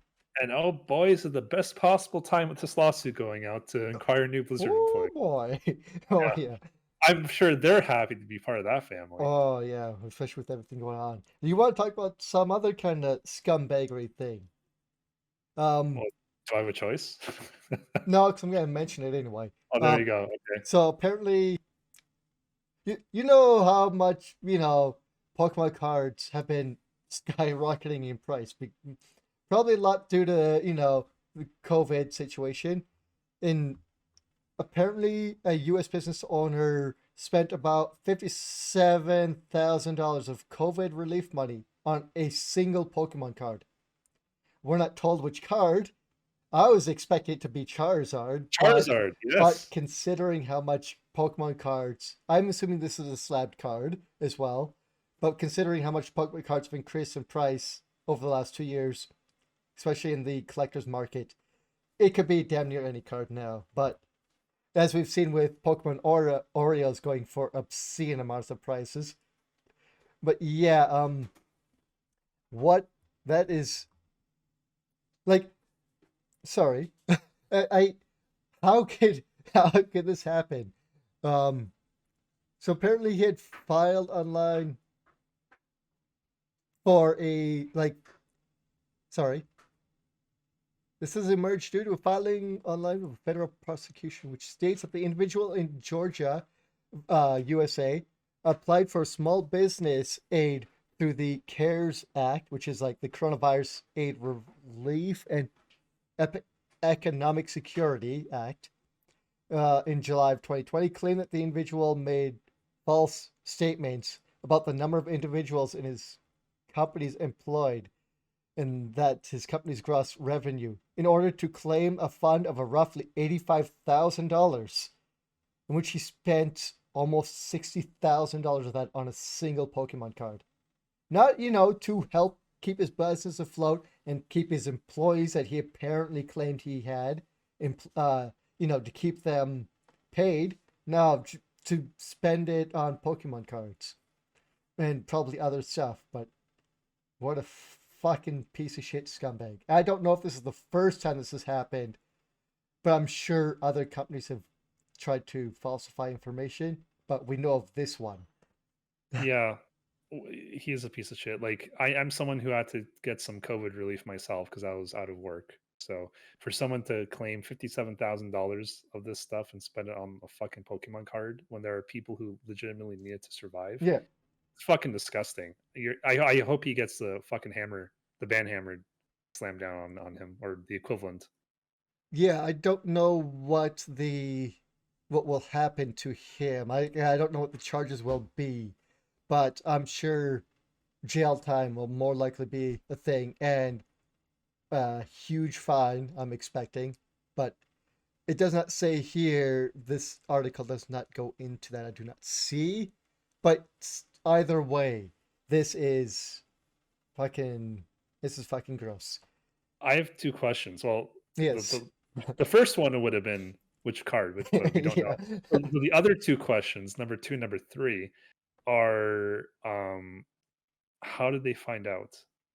I think it was as they're going, I'm assuming that as someone's going through all the filings, they've seen something that doesn't match up with previous records of this guy's business and said, hold up, this doesn't make sense. I'm assuming is what had Oh, occurred. I mean more specifically, okay, yes, he got money that he shouldn't have, but how do they know they got the Pokemon card out of it? That's specifically Oh, like because specifically. that's something he would have had to said because no one else would have known, right? Hmm. It depends if the COVID. I'm gonna again. I don't know, but we'll just say that if the COVID relief money is locked into his company and he's supposed to have records saying where this money is going, he would have to, obviously pay. Have it saying, this is, for pay for my employees, this is for pay for whatever, right? So if it was still locked into his company, it would have to say $57,000 to blah blah blah for Pokemon card. Well, he could have put it into his personal account, and then he good luck. he could have, but then he's siphoning almost all that money that was supposed to go to employees and his company into his own personal bank, and people would still be then going, "What the fuck are you doing?" Yeah, It- but like he's doing this regardless. Why not take but the yeah, extra step? yeah, You know like what I I mean? don't know how we found out specifically Pokemon card. Maybe he was dumb enough to say, "Look what I just bought on eBay." I don't know. I have no idea. I don't know how we found this specifically out about the Pokemon card. It's a funny and very scumbaggery story. Very Yeah. quick one there. What? And now I kind of forget the other question I was going to ask, but it's not important. I But don't we think can. it is. We could go into actually a music composer if we want to go back to my old thing of me not knowing music. A music composer from Atlus is actually leaving Atlus. The gentleman who was making the music for the Persona series has left Atlus. Let me get his name. Shoji Meguro. Now, it sucks. If you've heard the music from Persona, especially like P5, Persona 5, it is really bloody stellar. I really love the music in that game. It's probably one of the real big highlights of the game, as opposed, alongside, the really cool uh, colors and art style of the game. And he's leaving. He's going freelance to work on some indie games and such. And no, this doesn't mean he won't be coming back to work on Persona. He has said whenever Atlus wants him to come back, he says he'll come back and work because he loves working with the team and wants to keep working with them. He just wants to have a little bit more freedom and to do some of these indie games and other projects he's had his eye on. So, um, I hope uh, whenever his next projects come out, I'm sure that a lot of people will be keeping their eye on those just to hear his music. He's a really good music composer, and I hope those ventures fare out well for him. I can't wait for to hear his music in P6 whenever that comes out. Not it hasn't been announced, but there's definitely going to be a P6. I never played the game, so I can't really say. I think they're definitely worth checking out. Um, I think it's kind of like the Final Fantasy series. You could pretty much jump into any Persona game and just pick it up from where they are and play them. If anything, go check out a YouTube video, like a quick let's play or anything like that to check out the gameplays and stuff. But they're really good. They are worth your time, I believe, and there's a lot in them. I think P4 and P5 really changed the Persona series. For it being a spin-off, it's kind of taken off as being like the main the main head of the Shin Megami series. That's funny when that happens. It is very weird, but when you see it, like SMT is like kind of like the um not black sheep, the more dire version of the more dire what do you call it? Um Timeline, and Persona's the more hopeful and colorful version of it. It's they're they're good. I think they're worth checking out. If you ever have time, you should check them out. But I don't know what platforms they're all out on, so that may be a slog to try and track them down. Anyway, another story. If we have, no, we've got a few others. I know we've got at least one more big one that has to do with Square and some other big developers. I kind of have a big one of my own actually. Oh, So remember the Steam Deck? yes, that cool little kind of Switch-like computer that Steam was working on. So the anticipated launch for the people who were first in line Hmm. was supposed to be next month in December, but now they pushed it back until February 2022. So only by 2 months, but now everyone's kind of getting pushed back. Depending on where you were in the queue, you're getting pushed back 2 months. Hmm. So yeah, that got delayed. Just Just a just little heads up. manufacturing shortage as most electronics these days. I think last week we reported the same thing about Switch, where they're finally having to slow themselves down Hmm. again. I think every company is facing this now. Valve kind of like overcompensated. They thought they were going to be able to release it earlier than they should, and nope. So that's all. I mean, it's kind of like a short news story, but it's kind of big too because there's a lot of this thing got a lot of hype, honestly. It looks cool. Like I was looking at it going, I kind of want to get one, and then saw the price and said I kind of don't want to get one because it's expensive. Yeah, it is. But It's supposed to be like a portable PC, though, right? basically, yeah. But that's one of the things that was cool about it. Like I could get a new laptop, or I could get a Steam Deck, or I Yeah, could save my money. I mean, no, don't. I mean, for that same price, you don't want a $500 laptop. That'd be a pretty shit laptop, to be No, honest. no, but I wasn't looking at the low end. I wanted to get the highest end Steam Deck. So I think the highest end is like five. I thought it was almost like 1100 Canadian. Is it? I'm not. I You could could be be wrong. wrong. That's Maybe I'm fine. wrong. Yeah, I know let's there's like three different versions of it. I do remember yeah, that. I thought the highest one was something like 11 or 1200, maybe around a grand. I can't remember. I'm not sure. I'm not sure if it costs that much. I can find out really quickly here. Let's Yeah. see. But a delay's a Oh, delay. okay. So this is Canadian dollars specifically. So the low end is the $500 version, and the high end is the $819 version. There's also a Hmm. $660 All version, right, so but not quite as high as I thought, but still, like getting close to a grand after you put in like tax and such. yeah, So yeah. it's still a nice hunk of change to have to part with. I could get a new leather jacket with that instead of spending it on weights like I did this year. You don't need a new jacket. You already have your Michael Jackson one, right? I was gonna get a new Akira jacket, a good quality one, not the cheap one I got. It's not Your Michael Jackson one is fine. it's not a Michael Jackson jacket, you know that. But yeah, instead of buying that this year, I actually bought weights. So, which the jacket would have been cheaper than the weights. And then another quick bit of news is YouTube removed the dislike counter apparently. So now as a What? uploader, you can still yeah, you can still see the dislike, but yeah, like you can only if you're like just anyone else, you can see how many people thumbs upped it, but Hmm. not thumbs downed it. So you can still Wait, thumbs down when it, did they do but this? today I believe. Okay, because I was on YouTube like I was gonna say last night and I didn't see that. Really? I mean, Wow. I'll just open YouTube really quickly here and just click on the first video that pops That up on your feed. is like new. Like Oh no. So yeah, I can still see the dislikes right now. So you're right. I got this from Kotaku. I just saw it. Maybe it's something coming up in the future, or maybe it's only in certain regions right now. I wonder. Yeah, I think that's the case because they said they were beta testing, or it was teased back in March, but today YouTube made it official. The platform will be removing the dislike counter. Okay, so they will be removing it. Today was the announcement, so that's Hmm, my fault.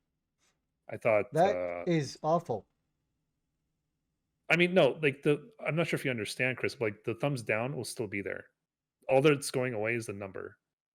You can't Still, see the thumbs down number. But the dislike is still there though. still, that's like I understand getting rid of it. I think it's still dumb to get rid of it. It's kind of like, knowing whether or not how many people like and dislike the game on Steam, right?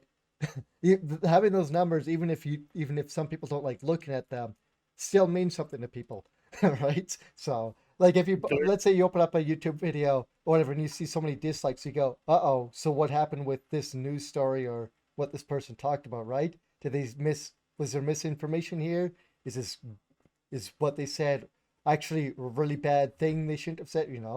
It means something, right? Metrics mean something. Numbers mean something to people. Anyway, well, the number still exists. It's yeah. just only the creator can see it. But yeah, like I think the point they were making that they cited was they didn't want to like not hate raids, but you know what I mean, like a hate train of videos. Like, oh, this person uploaded a video, let's just like automatically dislike it. That's the main reason they cited. But whether or not you agree with that, Hmm. that's kind of, like don't shoot me. I'm Yeah, just the yeah, I messenger. know. Like, I know. but like that, I understand the reason. It's it's something that they, I guess, can't create a bot to algorithm, to be able to figure out how to figure out that the same group of people are mass disliking a certain person's videos, right? They can't figure out how to make a bot to do that. yeah, But they're too lazy. Anyways, did you want to bring something up? I do have another piece of news, but I'll let you go. I'll bring up one here. NFTs again. Oh, Yeah. So there's lots of NFTs are obviously becoming a big thing, and blockchain technology in general is, even if it's slowly burning down, the atmosphere and the planet, because it takes like a lot of computing power to create to do stuff on the blockchain. It's one of the reasons why lots of people are against it. Um, there's lots of big AAA companies that are looking into blockchain technology. What ones that have already said that they are looking into it, like Ubisoft, EA, Sega, Zynga. Square has announced that they will be embracing blockchain and NFTs as well. They've done a test with this already with which company was it? If I could just find it here. They did a collaboration with Double Jump Tokyo to make a series of digital assets as NFTs for its Million Arthur franchise. And apparently that little test was really successful for them, that they've said they're going to be looking into going even harder, like to bring this out into more franchises in the future for NFTs and blockchain stuff. So Square's already seen this as a success enough for them to go a little bit harder into it. So I don't know what the other companies are looking into it for, but Square definitely for selling digital assets or just digital collectors' pictures and stuff like that. I've also, as a quick side, the Power Rangers Lightning Collection toys. I heard about this. I don't have the news story up for it. I actually forgot to look it up. But apparently they're doing a pre-order essentially for a Bitcoin, not Bitcoin, sorry, an NFT coin for their new, I believe it was the dinosaur toy. hmm. I think it costs something like 200 something dollars, but it's basically used as a pre-order. You get like a digital art thing, something else with it through with this coin, but I either you use it as an authenticator to be able to put in your pre-order for the toy when it comes out, or you have to trade in the NFT to be able to get your pre-order for the toy. I don't know which way it works around. They weren't exactly, from the news article I quickly seen, they weren't exactly sure of what is happening so sorry. So look it up when you can. I'll try and find it so I can drop into our Discord here later on if you're interested. But it's interesting that like is I think it's Namco Bandai. I believe they're the ones that own the Power Rangers license. I That think they're so. that they're looking into doing NFTs in a weird way, where they're attaching it to physical products instead of just selling a digital picture or 3D image or whatever else, right? That they're attaching it to toys, and they're bringing it into the seemingly successful Power Rangers Lightning collection, which I was actually looking into buying myself, but then got into the Dragon Ball collection instead. So, but yeah, interesting that the different ways different companies are trying to work NFTs and blockchain tech into up and coming products and such. Yeah, it doesn't seem like NFTs will be disappearing anytime soon. I think they'll be around for a while. And I'm sure there'll be more news for it. Like I believe Topps is working on NFT stuff, but they haven't already started like NFT like sports cards. But yeah, I kind of want to bring that up. Like Square is one of the big devs now looking into, or not looking into, going kind of, foot in, slowly working their way in there. Yeah. Yeah, I kind of read this article. I'm still from last week, still confused about what Uh, exactly an NFT is. So, what do you say? This is a good or bad thing, Chris? uh, Probably bad. effectively, uh, effectively uses blockchain to digitally stamp items so that you can use blockchain technology to track where a thing is and authenticate that it is this thing, right? Kind of like, if I had, we'll say my poster back here, if it was stamped by the creator saying, this is an official thing, that's effectively what the blockchain tech would do to a digital item. There's more to it than that. I won't go too much more in, but that's effectively what's going on here. Um, but the problem is that it uses blockchains. So you need a lot of computing power to mint these.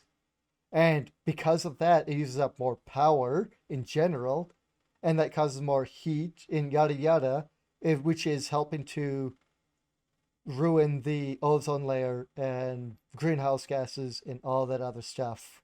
Sorry, I don't have 100% information to what's going on, but it is bad for the environment that these things are being created en masse now because and we don't have a solution to be able to do this any other way or a better way. Kind of like when with the Bitcoin explosion, how tons of companies were buying up video cards and computers to make Bitcoin mining warehouses, and that was just causing a huge issue with power and such. The same thing's happening with these with NFTs and mining this stuff. It's overall bad for the environment and the planet. So, so if you care about the planet and the environment, you probably shouldn't be caring about blockchain tech. I think in terms of technology, this is very fascinating, but I don't I don't like it for what it's doing to the planet. Yeah, sounds pretty shitty. Yes. There's probably more to it that I'm missing, but do your research, like look into it hard because there's a lot more to it than that I think that I'm missing. I think I just touched on the base of it. Well, moving on. Really quick. I'm not sure how much you care about this, Chris, but the video game Jump Force, apparently that's going to be I did see this briefly.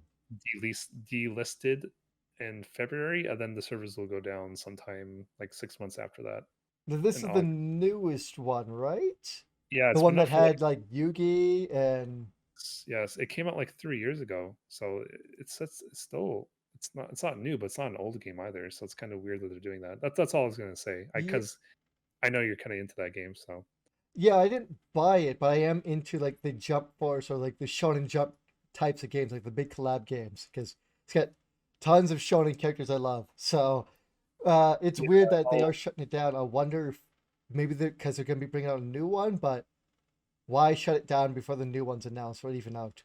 I don't Because know, but normally I'll you would keep it up. So I'll link you the story here so you can check out after the stream and get some Yeah. of the. That's weird that they're already shutting it down. I mean, I don't know when the last DLC came out for it. I know it had a really rocky launch with like bad frame rates and such. I was told that it got better. Um, that is weird that they're shutting it down without having an announcement of another like Shonen Jump game coming out. Like you think Mhm. at least there would be that. Maybe that's still to come because this news was fairly, like it was pretty much like the last couple days, right? That this came out. This news. Today Oh, actually, today. Okay. Yeah, I I seen think. it briefly, like probably like early this morning or something before I went to bed. But yeah, it sucks. Like it wasn't that old, and they're shutting down the servers, so you won't be able to play, do the co-op online stuff or whatever it was. I don't know if it was co-op or if it was PvP. I don't remember. I didn't. I didn't really buy it, so I wasn't. Well, you still have a chance, I mean, I can always buy it and play the single player. 'Cause that's what I'll be doing. But I but don't. you won't be able to buy it at all after February. Oh shit! Yes, but yeah. I guess if I'm gonna buy it, I either hope that I get a physical copy or I should just go buy it now. Because it's gonna be Yes. delisted from digital sales. Well, you have 4 months, so 4 months yeah, is a lot. It's enough for there to be a price drop during Black Friday. that's true. If there And hasn't then, already been one. yeah, I'm just trying to kind of speed through these last Yeah, yeah, few, but yeah. These are very quick. surprise release yesterday. You know how there's supposed to be upcoming a Borderlands game based off like Dungeons and Dragons Tiny Tina's version of it. Oh, really? So yeah, well, this isn't like new news, I did but I didn't know that there was gonna be like uh, another thing. So, oh well, the first thing was originally DLC for Borderlands 2, and hmm. yesterday, as a surprise release, they made this DLC a standalone game. Wait, And really? yes, it came out yesterday to the surprise of everyone.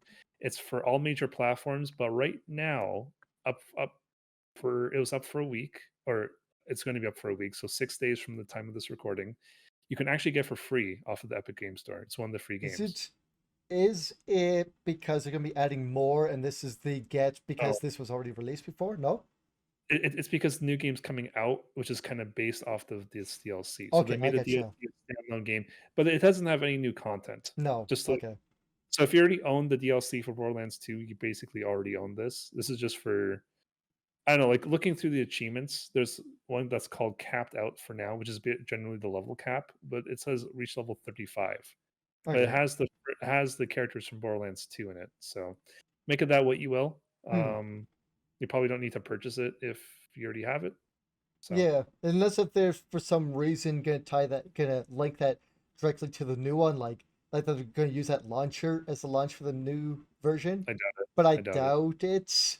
That's what I was thinking they're gonna do. But we'll see in the future. But I'm sure that's not it. It is interesting.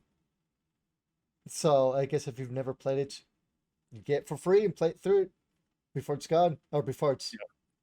They haven't said what the price of it will be after the free. Well, have they? So for our currency, it's going to be $14. Like you can buy it right Okay. now on every console for $14. Okay. I guess that's. I don't know for DLC. That's old. That's. I don't know if It's a 14's really okay. good fucking DLC though, to be fair. Okay, fine. I. So, going on. New Devil May Cry animated series is coming out. Yeah. Hooray! So Netflix, I believe. I was gonna say this is not the same people who made the Castlevania one, but I'm assuming even though it's not the same people, they're still gonna take the lessons learned and kind of apply it here, Hopefully, hopefully. hopefully they don't take the lessons from the first one and continue that because the first Devil May Cry anime was fucking dog shit, and you I didn't don't even know want. that was one. Yeah, it's better that way. Don't watch it. Okay, fair. It's bad. Yeah, no, just pretend the last one didn't exist, and if you didn't know about it, it didn't exist. Okay, But yeah, sounds new DMC animated. so hopefully Hopefully, this isn't based off the reboot. It's based off the original. the image that I know in the article it shows like the new characters. Oh no. Although that is an image from the special edition DMC5, so Oh, well, if it's DMC5, That's what I mean. New one. original. That's what I mean. DMC5 Okay. is what I No, when meant. I say new one, I mean like the reboots. No, you mean okay, yeah, DMC. DMC. Yeah. No, I believe Yeah. this is actually based on the Devil May Cry portion of it, the one that people really, Oh, really liked. So, thank fuck. Thank fuck. but yeah, that's supposed to be coming out and supposed to be starting production next year. So that'll be something to look forward to. What was the other ones? Oh, I don't know if we knew if it was on coming out on Netflix or what exact date, but Netflix is going to debut the first 12 episodes of JoJo's Bizarre Adventures, Part 6, Star Ocean? No. Yes, I cannot wait for this. Stone Ocean, not Star I Ocean, I had no idea it's going to be a Netflix on thing. December the 1st this year. Yeah, that's not too far away. Yeah. Oh, speaking of Star Ocean, new Star Ocean game coming out. They released the trailer a while ago. This is the first time. Sorry to get off JoJo. Well, I'll jump back to it quickly. I like Star Ocean. This is the first Star Ocean game which the main character doesn't look like a 16-year-old anime boy. He looks older and he's big and buff and muscular and he looks cool and it's actually going full on action RPG open world ish. It looks really good. So I'm excited. Anyway, for those who didn't know there was a new Star Ocean game coming out. New one coming out. Yes. Anyway, new You, JoJo. you know JoJo's called Stone Ocean though, right? Yeah, I corrected myself because Okay. I accidentally said Okay. Star Ocean and then corrected myself to Stone Ocean. I did. I I did, but Jolene is the new JoJo lead. Um, Looks good. The last trailer I seen, she did her auras, and it looks good.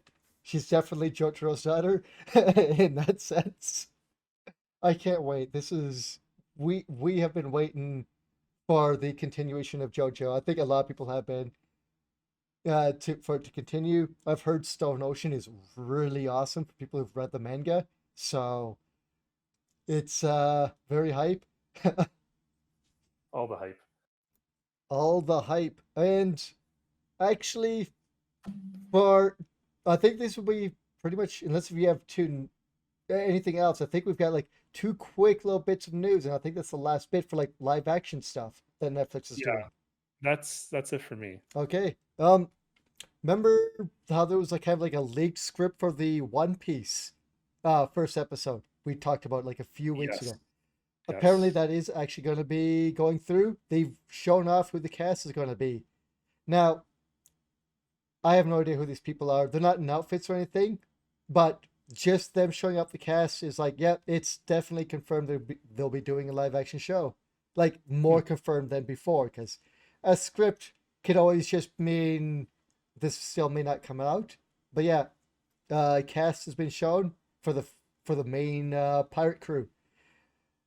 I don't have much to say about their looks because they're not in outfits, and they can always look way different in action and such. So I just wanted to say that. And apparently Netflix is doing a live action Yu Yu Hakusho series set to come out December of 2023. I know the series. I just never seen it, so I I can't really comment. I think that this could be done better than a One Piece series. Just because Yu Yu Hakusho is slightly more grounded in our timeline as opposed to One Piece, which is pirates on the open water with stretchy arms and people who can rip their bodies apart and things like that. Like there's more fantastical powers in One Piece, whereas in Yu Yu Hakusho, the main character can it's like Dragon Ball. He points his hand like this, like a finger gun, and fires an energy bullet at people. As Did you slightly just more grounded. did you just say So fabulous secret powers? were revealed to me. There you go. I was hoping you get so that's just the original He-Man But reference. I think if I said fabulous, I think I meant to say fantastical. No, you did say fantastical. Okay. I was just testing your I was just testing and seeing if I could trick you with the reference. But yes, Yu Yu Hakusho. I think it's worth checking out Yu Yu Hakusho. It's a good show, a good older shonen anime.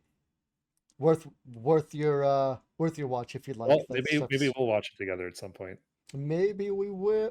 Maybe we will, Millhouse. Maybe we will. Up and Atom. Up and at them. Up and at them. Wolf Yeah. Castle. All But right. yeah, That's I think that's it for us oh, today. well, there was something. Did you mention? Oh no, I think you mentioned the NetEase. Yeah, sorry, you mentioned that already. Okay, never mind. Yes, we did. The little stories of about NetEase. We did talk about that. Yeah, Yeah, I think that was pretty much it. A lot of small stories today. We kind of went on big tangents about the WoW thing because I had no idea that that was even a thing. So, but yeah, I think that's it. We're all done today. You can check me out on Twitch whenever I can, like sometime 2 or 3 times a week at Prince_Kaboom. On YouTube at MrPrinceKaboom. I'm slowly uploading stuff on there. If you watch, you watch. If not, that's cool. I'm also on Twitter. Yes, Twitter at C Shabang. That's CSCHABANG. And you, Shawn, where can they find you? And do you have any plans coming up for Mm, streams? yeah. So Twitch, YouTube, Twitter, all the same. Zorb_Zex. Um, so on Twitch, I used to have a consistent schedule until this new job I got started. As I said at the start of the stream, I feel really exhausted. So my stream schedule has been pretty shit the last week and a half, let's say. Hopefully that'll change now because today is actually the first day I feel good, surprisingly. So yeah, hopefully this weekend, as I said at the start, we'll do some River City Girls again on the weekend. That'll be really fun. Aside from that, yeah, I post on Twitter. I try to at least once a day. I haven't really been fulfilling that quota, but hopefully that'll change soon. And then yeah, on YouTube, I haven't really done much of that yet, but just like you, I'm gonna hopefully once I have a little more free time, I'll start doing stuff in there. Yeah. I guess I forgot to say like what I'll be playing if I ever get a chance to get on is Dread.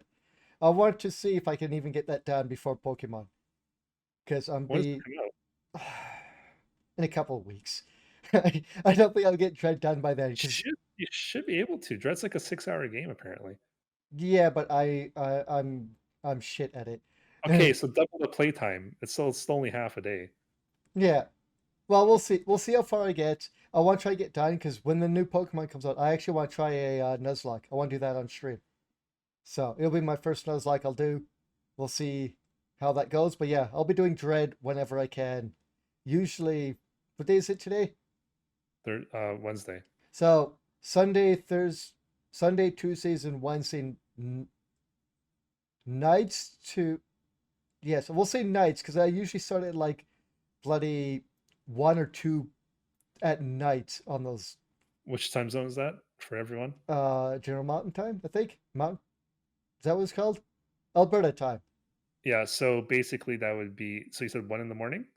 1 to 2 in the morning. So that would be let's stick with 1 in the morning. So that would be what 3 a.m. EST and I think midnight PST. I think so. I'm not good with time zones. I'm I pretty hate sure time that's zones. I'm pretty sure that's the case. Generally people use EST for East Coast and then PST for West Coast. Mm, So trying okay. to kind of do that for everyone. Yeah, I get you. But yeah, I'll be trying to do Dread. Anyway, I think that's it for everyone. For us, thank you guys for listening, watching, however you do. Uh, I guess goodbye. See you next time.